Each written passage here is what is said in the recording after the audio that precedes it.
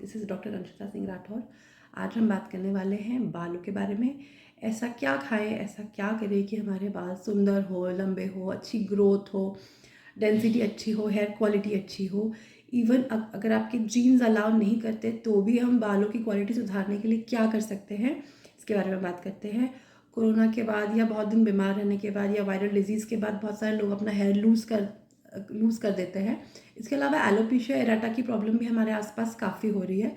और एक चीज़ मैंने ऑब्जर्व करी है, एलोपेशिया के जो भी पेशेंट्स आते हैं, स्पेशली बच्चे, स्पेशली लड़कियाँ, उनको काफ़ी सारे मिनरल्स की डेफिशिएंसी होती है, प्रोटीन डेफिशिएंसी भी होती है, क्योंकि डेफिशिएंसी के बाकी सिम्टम भी हम उनमें देखते हैं।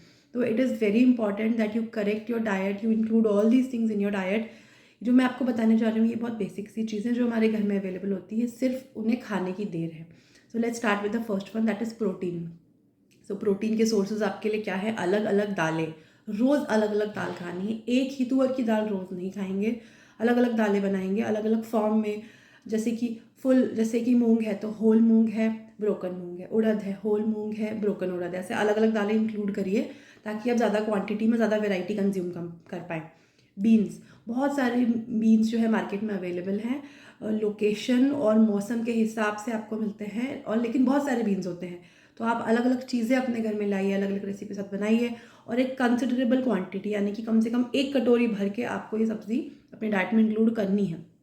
इसके अलावा सोया के हमें चंक्स अवेलेबल हैं, ग्रैन्यूल्स अवेलेबल है, लोग खाना पसंद भी करते हैं, तो प्लीज़ सोया इंक्लूड करिए।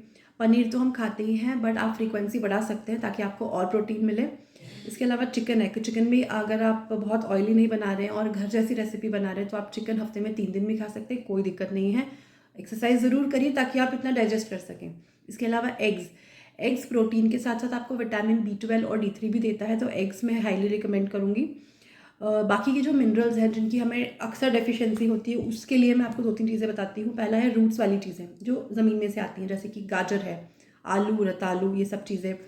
और इवन बीटरूट है जो ज़मीन में से आ रहा है। इसमें मिनरल कंटेंट बहुत हाई होता है। इसमें थोड़े बहुत कार्बोहाइड्रेट्स होते हैं, लेकिन still mineral content is very high. So it is recommended that you consume these things. तो रूट्स वाली चीज़ें जो है, जो नीचे से आती है, वो हम इंक्लूड करेंगे। कच्ची सब्जियों में मिनरल कंटेंट बहुत ज़्यादा होता है, तो रॉ वेजिटेबल्स भी आप इंक्लूड करिए। अगर आप इतना सारा नहीं खा पाते हैं तो आप स्मूदी बना के पी सकते हैं। स्मूदी में करना कुछ भी नहीं है, सब्जियों को 3-4 बार अच्छे से पानी से धोना है, हल्का सा छीलना है, मिक्सर में चलाना है, और सूप की छन्नी से हल्का सा छानना है। हम ज़्यादा नहीं छानेंगे। सूप की छन्नी हम क्यों ले रहे हैं? क्योंकि उसके होल्स थोड़े बड़े होते हैं। कोई मसाला डालना चाहे तो डाल सकते हैं, बट रॉ वेजिटेबल्स का जो ये जूस है, इसमें आपको बहुत सारे मिनरल्स और बहुत सारा फॉलिक एसिड भी मिलेगा, जो बालों के लिए बहुत ही फ़ायदेमंद है।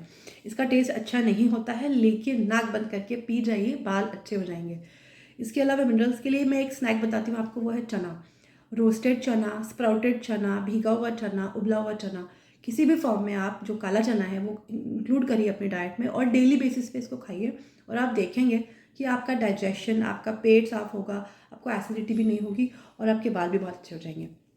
Sprouted chana is my favourite thing, जो फॉलिक एसिड बहुत ज़्यादा मात्रा में प्रोवाइड करता है। If you want folic acid for the hair growth, then you need to have sprouts, specially sprouted चना।